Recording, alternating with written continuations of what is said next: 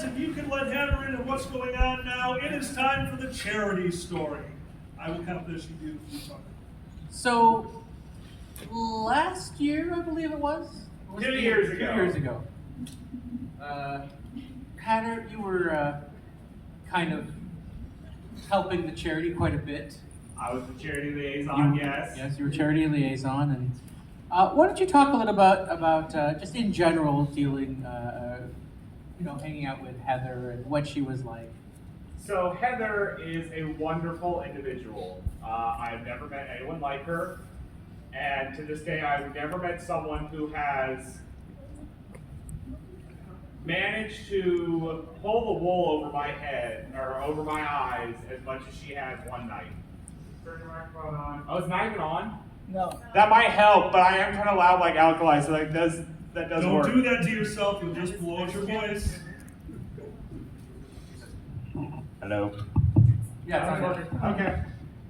So, 2 years ago, this was post normal hours. The convention was about 6 p.m.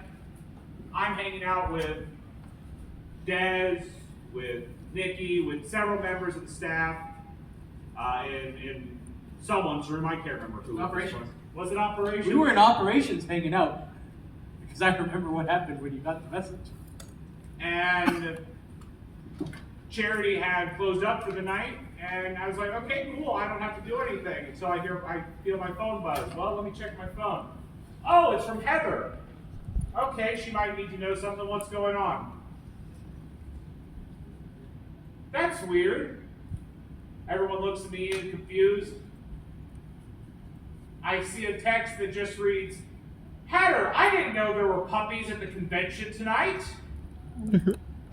Heather, what are you talking about? There are no puppies at this panel, or at this convention. Oh yeah, there's this panel called Pup Play 101.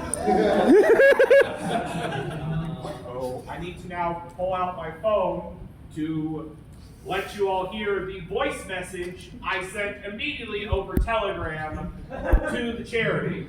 We were standing right beside him and fell over laughing. But before that, we all paused. That's not what you think it is. Okay, you need to come to ops before you go to that panel. It's not that panel that you think it is. Jake.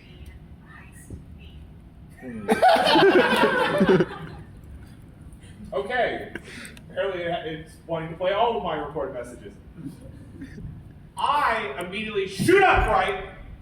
Jake, showing how fast of a rabbit he is, because he was also in this room, rushes out the door. I rush out the door behind him. I get halfway down the hall before I go, wait a second. My mate is running that panel. You did not hear this part of the story, did you? I did not. My mate is running this panel. I have nothing to worry about. The worst he's going to do is go, Heather, this is not the panel you think it is. You had a few to drink. You should go have some fun elsewhere. Or, knowing my mate, Heather, hey, how you doing? Come on in. No. I turn around the corner to find the head of the charity, Heather, with her board, bent over, laughing her ass off. I come around the corner and go, hey, Heather, how you doing? So we should go back to operations, and I should explain what that panel actually is. And she looks me dead in the eyes and goes, Heather, I know what that panel is. I look at her dumbfounded like, what? I told my board, do you guys want to see how fast I can make the charity run? So in the meantime, we were still sitting in operations because I was being a good delegator and not involving myself.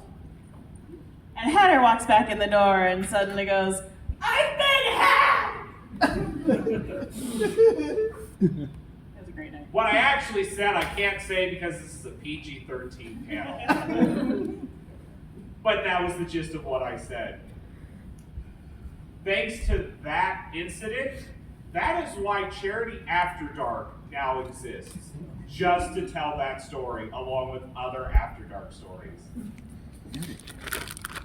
Ladies and gentlemen, both and neither, this has been Convention Lore Stories. If you liked anything you heard here, remember, these are all just